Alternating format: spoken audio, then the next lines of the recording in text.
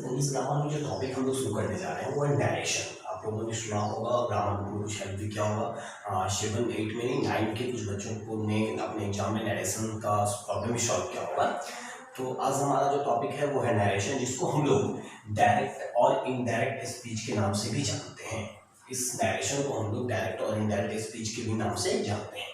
आज हम लोग जानते हैं इसके बारे में कि कैसे ये होता बनाया जाता है और क्या इसका नियम है, क्या प्रोसीजर है, कैसे इसको हम डायरेक्ट से इनडायरेक्ट में चेंज करेंगे। जब भी किसी स्टेटमेंट को हम डायरेक्ट से इनडायरेक्ट में जाते हैं तो उसके मीनिंग में कोई चेंजिंग नहीं आती है, सिर्फ उसके स्टेटमेंट में चेंजिंग आ जाती है। मीनिंग में किसी भी स्थिति में बदलाव नहीं आएगा, ये हमें ध्यान रखना है। ठीक, कोई सेंटेंस लिखा हुआ रहता है, जैसे he says to me I am your friend. जैसा आप गौर कर रहे होंगे कि आई एम योर फ्रेंड यहाँ पर इन्वर्टेड कॉमा के अंदर में है।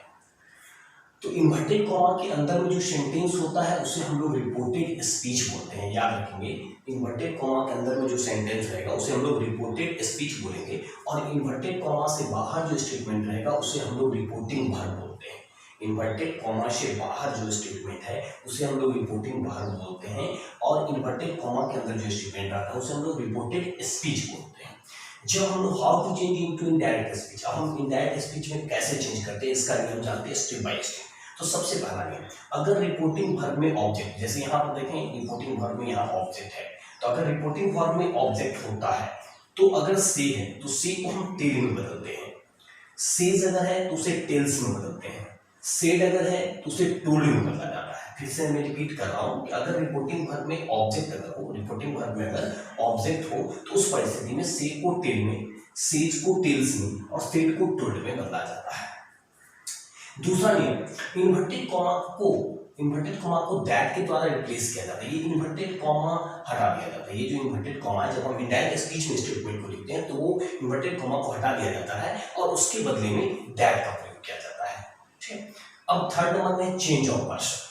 तीसरा टॉपिक जो आता है, तीसरा स्टेप जो आता है वो चेंज ऑफ पर्सन आता है। तो चेंज ऑफ पर्सन में क्या है देखना है, वो क्या नियम बनता है। तो रिपोर्टेड स्पीच में अगर फर्स्ट पर्सन है, अगर रिपोर्टेड स्पीच यहाँ पर अगर फर्स्ट पर्सन मान लीजिए है, तो उसे रिपोर्टिंग वर्ब के सब्जेक्ट के आधार पर, रिपोर्टिंग वर्ब के सब्जेक्ट के आधार पर, अगर रिपोर्टेड स्पीच में फर्स्ट पर्सन है, रिपोर्टेड स्पीच में अगर फर्स्ट पर्सन है तो उसे रिपोर्टिंग वर्ब के सब्जेक्ट, रिपोर्टिंग वर्ब में जो सब्जेक्ट होगा उसके आधार पर हम बदलेंगे। अगर रिपोर्टेड स्पीच में सेकेंड पर्सन अगर होगा, अगर वहां पर रिपोर्टेड स्पीच में कहीं पर भी सेकंड पर्सन अगर होगा, मान लीजिए इसमें कहीं से जैसे यहाँ पर एक सेकंड पर्सन दिख रहा है, तो अगर सेकंड पर्सन अगर होगा तो उस परिस्थिति में उसको ऑब्जेक्ट के आधार पर, रिपोर्टिंग वर्ब के ऑब्जेक्ट, यहाँ पर जो ऑब्जेक्ट है ना इसके आधार पर बदला जाता है। ठीक है, तीसरा है कि अगर थर्ड पर्सन हो, अगर रिपोर्टेड स्पीच में थर्ड पर्सन हो, रिपोर्टेड स्पीच में अगर थर्ड पर्सन दिया गया हो तो वहां पर नो चेंज, कोई चेंज नहीं करते हैं, वहां पर किसी तरह की चेंजिंग की जरूरत नहीं है। फिर से रिपीट कर रहा हूं मैं कि फर्स्ट पर्सन रहने पर सब्जेक्ट के आधार पर, सेकंड पर्सन के रहने पर ऑब्जेक्ट के आधार पर, और थर्ड पर्सन के रहने पर नो चेंज। इसे आप ऐसे भी समझ सकते हैं, छोटे से रूप में SOM 1 2 3। फर्स्ट पर्सन अगर है तो सब्जेक्ट के आधार पर, सेकंड पर्सन है तो ऑब्जेक्ट के आधार पर, और थर्ड पर्सन है तो नो चेंज। अब इस चीज को हम कुछ एग्जांपल के द्वारा समझते हैं कि एग्जांपल से कैसे बन जाएगा। ठीक है, जैसे यहाँ लिखा हुआ he says to me I am your friend, ये डायरेक्ट स्पीच में लिखा हुआ है he says to me I am your friend. इसको हम चेंज करेंगे, जैसा कि हमें नियम में बताया गया कि अगर ऑब्जेक्ट होगा तो सेज को हम टेल्स में बदल देंगे, तो he tells me. Inverted comma को हटाकर हम दैट का प्रयोग करेंगे, तो he tells me that. First person यहाँ पर है, ये सब्जेक्ट के आधार पर, सब्जेक्ट हमारा क्या है यहाँ पर ही है, तो यहाँ पर भी क्या हो जाएगा ही हो जाएगा। He tells me that he के साथ इज का प्रयोग किया जाता है, तो यहाँ इज हो जाएगा ही इज माई। यहाँ देखिए योर है, ये सेकंड पर्सन है और सेकंड पर्सन ऑब्जेक्ट के आधार पर, तो ऑब्जेक्ट यहाँ पर क्या है मी है, तो मी का पोसेसिव केस क्या होगा माई होगा, तो my friend. He tells me that he is my friend। एक और एग्जांपल से देखते हैं, समझते हैं हम लोग। I say to them I help you, I say to them I help you। तो I tell them, यहाँ तक तो कोई कंफ्यूजन नहीं आप लोगों को, इन्वर्टेड कॉमा हटाकर हम दैट किया। अब यहाँ देखिए फर्स्ट पर्सन है और यहाँ पर भी फर्स्ट पर्सन है, दोनों सेम है, नंबर भी सेम है, सिंगुलर नंबर भी है। ये भी हमें ध्यान देना है कि नंबर कौन सा है, सिंगुलर नंबर है या प्लूरल नंबर है, तो यहाँ पर सेम है, सिंगुलर नंबर भी है, तो ये एज इट इज रह जाएगा आई, हेल्प हो गया।